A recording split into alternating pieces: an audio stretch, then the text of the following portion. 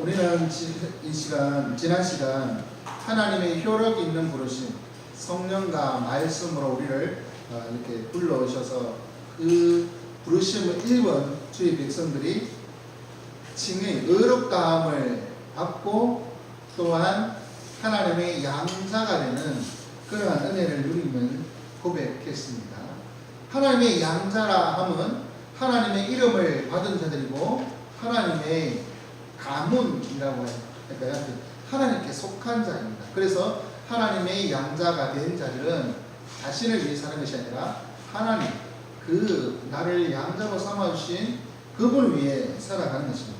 그래야 하나님의 이름이 그 양자를 통하여 영광을 받으시게 됩니다. 양자다운 삶, 그 삶을 우리는 살아가야 한다는 것이죠.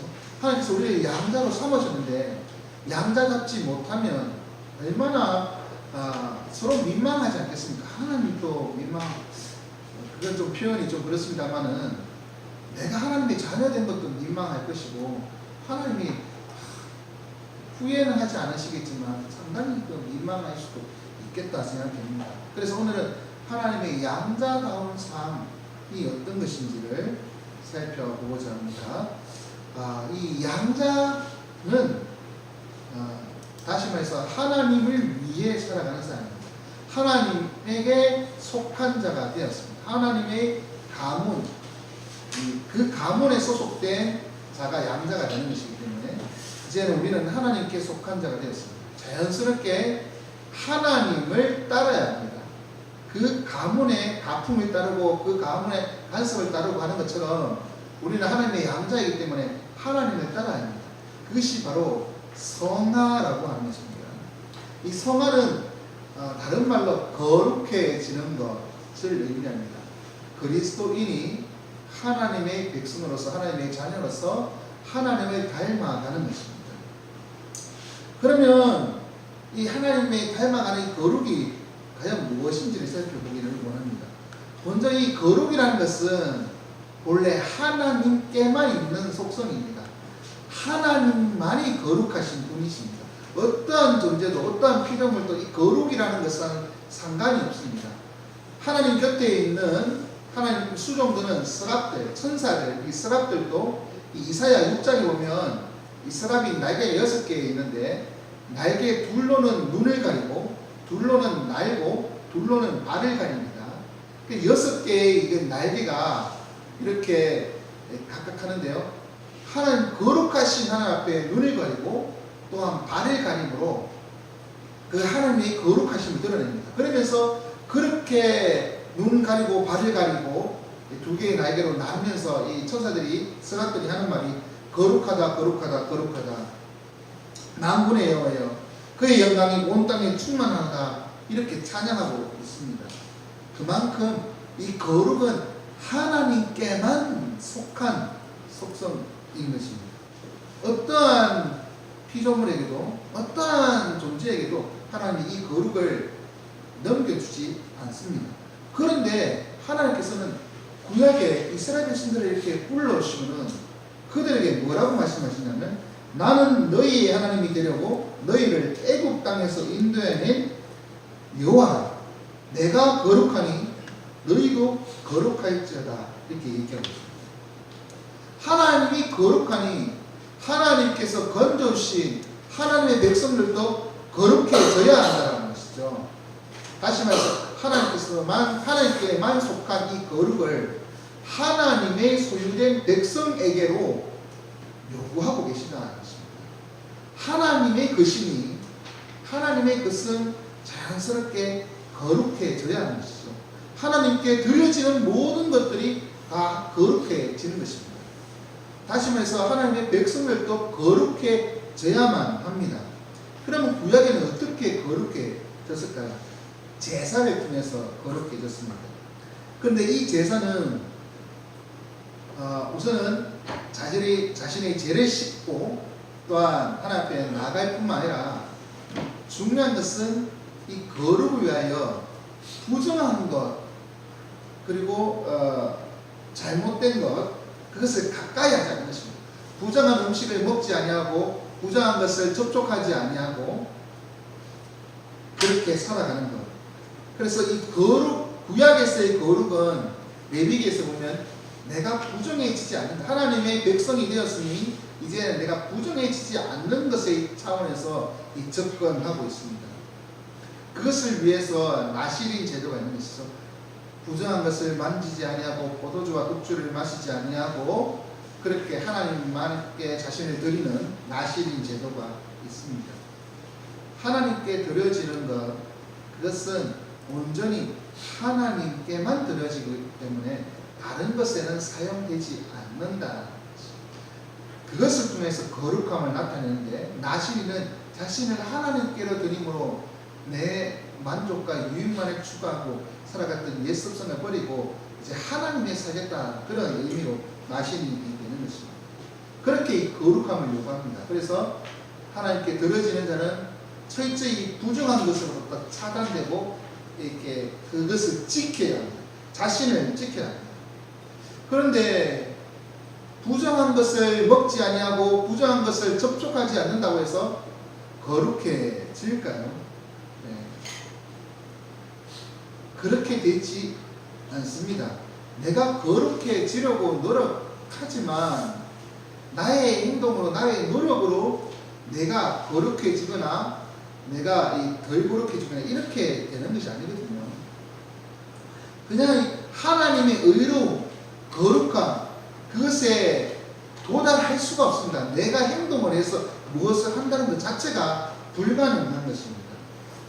그럼에도 불구하고 하나님께서는 거룩하도록 노력하도록 그렇게 말씀을 주십니다.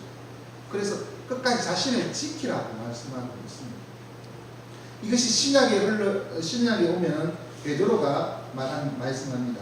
베드로전서 1장 15절 16절에 보면 오직 너희를 부르신 거룩한 자처럼 너희도 모든 행실에서 거룩한 자가 되라. 기록하였을 때 내가 거룩하니 너희도 거룩할지어다 라고 하셨느냐 이렇게 말씀하십니다. 다시 말해서 모든 행실에서 거룩해진다. 구약에서는 부정한 것과 접촉하지 않음으로 자신의 거룩함을 지키라고 하는 것인데, 신약에서는 어떤 행실에서 적극적으로 이제 거룩해지도록 노력하는 것을 얘기하고 있습니다. 그래서 자신의 그 욕심을 벗어버리고, 그리고 오늘 말씀 있는 것처럼 유혹의 욕심을 따라 썩어져가는 구습을 따르는 옛사람을 벗어버리는 그런 모습으로 거룩을 추구할 수 있다는 것이죠. 죄 짓지 아니하고 의롭게 살아가는 것, 그러한 모습으로 이 거룩을 요구하고 있습니다. 하나님의 말씀에 한마디로 순종하는 삶을 요구하고 있는 것이죠. 그러나 타락한 인생이 아무리 그 부정한 것을 접촉하지 아니하고 또 나름 이 긍정적으로 그 열심으로 참 착하게 살려고 노력해도 완전히 거룩해지지는 않는다는 것이죠. 다른 사람들보다는 좀 나은 사람이 되겠지만 완전히 거룩해지진 않습니다. 죄 짓지 않고 사는 방법이 전혀 불가능하기 때문입니다. 우리는 타락한 본성을 갖고 있기 때문에 죄의 유혹에 알게 모르게 넘어갑니다. 말이나 일이나 실수가 있어서 나는 실수한지도 모르는데 그렇게 실수하면서 살아갑니다.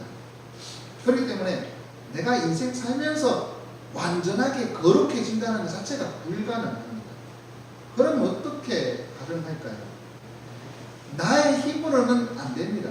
하지만 하나님께서의 그 의로움을 우리에게 부으시고 우리를 의롭다 하신 그 하나님께서 우리에게 거룩함을 들이켜 주실 때 우리는 가능하다는 것입니다. 다시 말해서 이 거룩도 하나님의 선물입니다. 내가 노력해서 쟁취하는 것이 아니라 하나님께서 거룩해지도록 끊임없이 자극을 주시고 만들어 가십니다. 죄를 억제시키시고 하나님만 바라보도록 그렇게 만들어 가시는 것입니다. 이것이 성화입니다. 거룩해져가는 그러한 단계인 것입니다. 다시 말해서 거룩은 우리의 과제입니다. 우리의 목표입니다. 목표를 향해 가도록 끊임없이 채찍질하시는 분이 하나님 아니십니까? 내가 거룩해지도록 노력하는 것이 아니라 노력하게끔 하나님께서 끊임없이 역사하신다는 것이죠. 그렇기 때문에 우리는 하나님의 은혜로서 거룩한 자, 성화를 이루어가게 되는 것입니다. 거룩하신 하나님을 닮아 거룩해지기를 원하시는 우리 지영자 여러분, 우리가 죄짓지 않고 살기가 쉽든가? 쉽지 않습니다. 어렵습니다. 타락한 인생이 하나님의 의로움, 그 의로움에 거룩함에 도달하기가 쉽지 않습니다. 아무리 노력해도 부정해집니다. 그럼에도 불구하고 우리는 하나님 앞에서 거룩해지도록 노력해야 합니다. 그럼 어떻게 거룩해질까요? 거룩해지기 위해서는 먼저 우리는 죄에 대해서 죽어야 합니다. 죄를 끊어야 한다는 것입니다. 죄의 심각성을 깨닫고 죄의 추함과 가증함을 깨닫고 죄를 벗어버려야 합니다. 유혹의 욕심을 따르는 옛 습성을, 옛사람을 벗어버려야 합니다. 죄의 길에서 떠나고 그리고 부정한 삶을 살지 아니라고 노력해야 합니다. 그러기 위해서는 내가 죄인이라는 것을 깨닫고 하나님 앞에 끊임없이 회개하는 작업이 필요합니다. 생명에 이르는 회개, 다시 말해서 내가 죄인이라는 것을 깨닫고 하나님의 은혜 없이는 살 수 없음을 깨닫고 부르짖는 회개하는 삶이 되어야 하는 것입니다. 죄에 대하여 죽을 때 비로소 우리는 의에 대해 살 수 있는 것입니다. 하나님께 살 수 있는 것입니다. 그것이 성화의 첫 단계입니다. 죄에 대해서 죽지 않으면 우리는 거룩해질 수가 없습니다. 죄에 대해서 죽으면 하나님께서 우리를 의롭다, 회개한 자들에게 의롭다함을 주시지 않습니다. 칭의를 입게 됩니다. 칭의는 예수 그리스도를 믿는 자들이 예수 그리스도의 그 피로 의롭다함을 받는 것이지 않습니까? 그런데 의롭다함을 받는 거랑 이 성화는 이 비슷한 것 같은데도 좀 다릅니다. 의롭다함을 받는 것은 하나님께서 주시는 그 은혜, 하나님의 의를, 그리스도의 의를 전가받아서 우리가 의롭다함이 선언이 되는 것입니다. 그런데 이 성화는 선언이 되는 것이 아니라 삶을 통해서 이루어가는 것입니다. 그래서 의롭다한 것은 하나님의 그 선언으로, 하나님의 단회적인 선언으로 끝나는 것이지만 그 의로움을 따라서 계속해서 하나님을 닮아가는 것은 우리의 평생에 걸려서 살아야 하는 것입니다. 그렇기 때문에 이 칭의는 반드시 성화의 이 삶으로 들어가야 하고, 성화는 칭의 없으면 될 수가 없습니다. 그래서 우리는 예수 그리스도의 믿음으로 의롭다함을 받은 자이기 때문에 그 의로움을 삶 가운데서 끊임없이 드러내고 살아야 하는 것이죠. 그래서 오늘 본문에 보면 너희 심령이 새롭게 되어 하나님을 따라 의와 진리의 거룩함으로 새 사람을 지으신 새 사람을 입으라, 이제 그렇게 얘기하는데, 의로움을 계속해서 추구하는 삶이 되어야 합니다. 이러한 삶은 죄에 대해서 계속해서 거부감을 가지고 죄와 벗하지 아니하고 살아가는 것입니다. 내가 하는 것이 아니라, 그런데 이것은 성령께서 함께하여 주셔서 죄를 억제하도록 우리 속에서 역사하십니다. 죄에 대하여 점점 죽고 의에 대하여 살게 하심으로 우리는 그리스도를 닮아가고 하나님을 닮아가는 거룩해져가는 사람이 되는 것입니다. 그런데 이 거룩한 사람이 되라 얘기할 때 이것은 반드시 우리에게 결단을 요구하는 그런 모습입니다. 죄의 습성을 벗어버려야 하고, 그리고 새 사람을 입어야 한다, 분명히 말씀하고 있습니다. 다시 말해서 거룩을 우리는 추구해야 합니다. 거룩할지어다 라고 하는 것은 명령이지 않습니까? 우리는 거룩해져야 합니다. 그러기 위해서 우리가 결단하는 자세가 필요합니다. 그 결단은 자연스럽게 거룩하신 하나님의 말씀에 우리가 순종하는 것으로 드러납니다. 하나님의 말씀을 따라 순종하면서 하나님의 뜻을 따라 살아갈 때 거룩해져 가는 것이죠. 그런데 이 결단하는 것도 내가 하는 것처럼 보입니다만은 우리가 하나님 앞에 붙잡힌 바 되어 살면 하나님께서 성령을 우리에게 부어주셔서 우리의 모든 마음을 주장하십니다. 죄에 대해서는 죄를 억제하면서 끊임없이 그리스도를 닮아가도록 삶을 이끌어 가십니다. 내가 결단하는 것처럼 보입니다. 내 입장에서는 내가 결단하는 것이지만 하나님의 입장에서는 내가 결단할 수 있도록 모든 여건들을 만들어 주시고 이끌어 가십니다. 그렇기 때문에 이것 또한 하나님의 은혜입니다. 내가 하는 것이 아니라 하나님께서 내 속에서 성령의 역사로 이끌어 가시는 것입니다. 그것을 우리는 깨달을 때 하나님 은혜에 감사할 수 있는 것입니다.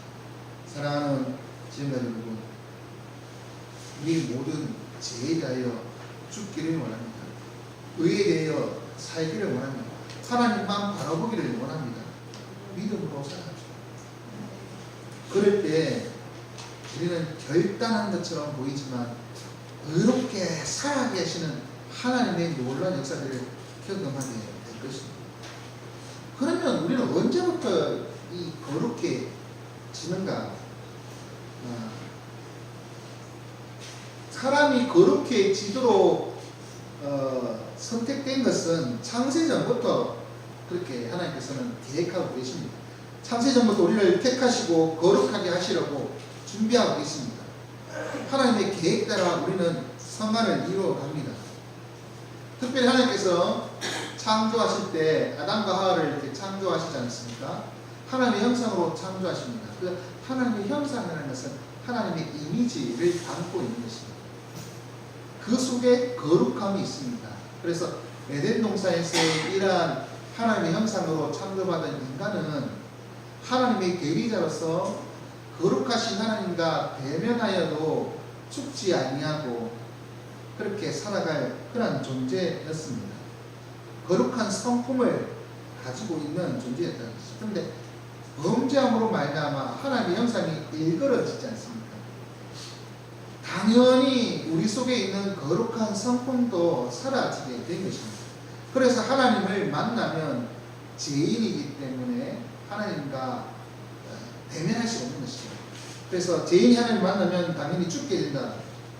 거룩함이 없기 때문에 그런 것입니다. 우리는 이 거룩하게 하기 위해서 하나님께서 우리의 일그러진 하나님의 형상을 회복시키기 위하여 하나의 작업을 하십니다. 그것은 완전한 하나님의 형상이신 예수 그리스도를 이 땅에 보내오셔서 그 예수 그리스도를 통하여 왜곡된 우리의 그 하나님의 형상이 예수 그리스도를 통하여 회복되어서 하나님의 형상을 만들어가는 거예요. 회복되는 것이 그것입니다. 그래서 예수 그리스도 안에 있으면 누구든지 새로운 피조물이라 그렇게 말씀하고 있지 않습니까? 우리는 창세전부터 거룩한 존재로 예정받았고 또한 그런 존재로 창조받았음에도 불구하고 범죄함으로 거룩함을 잊었지만 예수 그리스도가 이 땅에 오심으로 그 예수 그리스도를 통하여 우리는 거룩함을 회복해가는 주의 백성이 되는 것입니다. 예수 그리스도를 닮아가는 자, 예수 그리스도를 따라 하나님의 사람으로 그렇게 살아가는 것입니다. 그래서 우리는 이 본문의 24절처럼 하나님을 따라 의와 진리의 거룩함으로 지으심을 받은 새 사람, 곧 우리의 성화된 모습을 보여주고 있는 것입니다. 우리가 거룩해야 할, 추구해야 할 거룩, 그리고 주님이 이끄시는 그 거룩, 그것으로 우리가 추구하면서 살아야 한다는 것을 말씀해주고 있는 것입니다. 우리 현재는 계속해서 끊임없이 새 사람을 입으려고 노력해야 합니다. 그런데 그것을 위하여 하나님 보좌 우편에서 주님이 끊임없이 우리를 위하여 중보하고 계신다는 겁니다. 우리 힘으로 안 된다고 말씀하지 않습니까? 우리에게 그리스도의 영을 부어주시고 성령을 통하여 성화를 이루게 하시면서 우리의 연약함을 끊임없이 하나님 보좌 우편에서 주님이 중보하고 계십니다. 그 중보로 인하여 우리는 힘을 얻고 회복되어 가는 것입니다. 그럼 우리의 성화는 언제 마치는가? 우리의 성화는 한순간에 되는 것이 아닙니다. 막 예수 믿자마자 이 거룩한 사람이 되는 것은 아닙니다. 우리는 평생에 걸려서 거룩한 사람으로 계속해서 바뀌어져 가는 것입니다. 그래서 사람마다 그 시간은 다릅니다. 어떤 사람은 진짜 믿는 즉시 삶이 180도 바뀌기도 합니다. 어떤 사람은 믿은 지는 오래됐는데 그 바뀌는 속도가 너무나도 느려서 티가 안 납니다. 하지만 점차 우리는 그리스도를 닮아가는 모습들이 반드시 성도라면 나타나게 되어 있습니다. 그런데 이 성화는 우리가 우리의 삶 가운데서는 완전히 이룰 수가 없습니다. 언제 완전히 이루어지는가? 우리가 죽어서 하나님 앞에 갈 때 하나님 앞에서의 우리의 삶이 이제는 세상에서 거룩해져가는 삶은 끝나버리고 하나님 앞에 갔을 때 그때부터는 우리의 삶이 하나님과 함께하는 영화로운 상태가 되는 것입니다. 그래서 우리의 그 성화는 그리스도인으로 살아갈 때 점차 거룩해져 가지만 그 마침은 우리의 인생이 끝날 때 마침입니다. 그런데 그 끝나는 인생이 각각 다르지 않습니까? 누구는 예수 그리스도를 믿고 하루 만에 몇 시간 만에 초천하시는 분도 있고 믿고 몇십 년 후에 초천하는 사람도 있지 않습니까? 그렇다고 해서 그 이제 끝이 똑같은 성화를 이룬다고는 볼 수 없습니다. 그렇기 때문에 하지만 그리스도를 닮아가는 그 과정은 똑같다는 것입니다. 그리고 그 끝은 하나님 앞에서 영화로운 관계가 되기 때문에 하나님께서는 각각의 인생의 그 성화의 과정과 시간은 다르지만 하나님 안에서 함께 거룩해져가는 모습들이 드러나도록 그렇게 원하고 계십니다. 그렇기 때문에 우리 성화의 삶이 마치는 그날, 다시 말해서 하나님 앞에 가는 그날까지 우리는 최선을 다해 새 사람을 잃는 작업을 해야 합니다. 사랑하는 지원가족 여러분, 우리의 성화를 이룰 때까지, 완전히 이루어질 때까지, 다시 말해서 하나님 앞에 갈 때까지 최선을 다해 하나님을 믿는 자다운 삶을 삽시다. 하나님의 백성다운 삶을 살고 하나님을 닮아가는 성도가 됩시다. 그 사람은 나는 부족하지만 하나님께서 함께 해주셔서 제 모습에서는 떨어지고 계속해서 선을 행하는 자입니다. 오늘 아침의 말씀처럼 하나님을 찾고 선을 행하고 정의를 세우는 자입니다. 그러한 삶을 살아가는 그 모습을 볼 때 사람들은 하나님을 닮아간 사람이다, 하나님을 닮아간다라고 그렇게 말하지 않겠습니다. 그러한 존재가 되기 때문입니다. 이제 말씀 읽겠습니다. 우리는 죄인의 상태에서 번서나 믿음으로 어렵다함을 받았습니다. 그리고 양자가 되는 은혜를 입었습니다. 어렵다함과 양자가 되는 것은 예수 그리스도를 믿음으로 단순간에 이루어진 일입니다. 하지만 죄에서 완전히 벗어나고 거룩해지는 것은 단순간에 이루어지지 않습니다. 우리 평생을 걸려 이루어야 할 영적 전쟁입니다. 그렇기 때문에 끊임없이 하나님 앞에 하나님의 뜻이 무엇인지 되새겨보면서 자신의 삶을 돌아보고 계속해서 내 속에 있는 옛사람의 모습은 없는지 살펴보면서 그 모습들은 끊임없이 걸러내고 성령으로 새 사람을 입는 작업 하시기 바랍니다. 그럴 때 우리는 죄에는 죽고 의에는 살아나는 주의 백성이 될 것입니다. 그러한 성화를 이루는 주의 백성들 되시기 바랍니다. 주보 4페이지에 대글의 문답 하시겠습니다. 제가 질문할때 답해 주시기 바랍니다. 75문 성화는 무엇입니까? 성화는 하나님의 은혜의 사역입니다.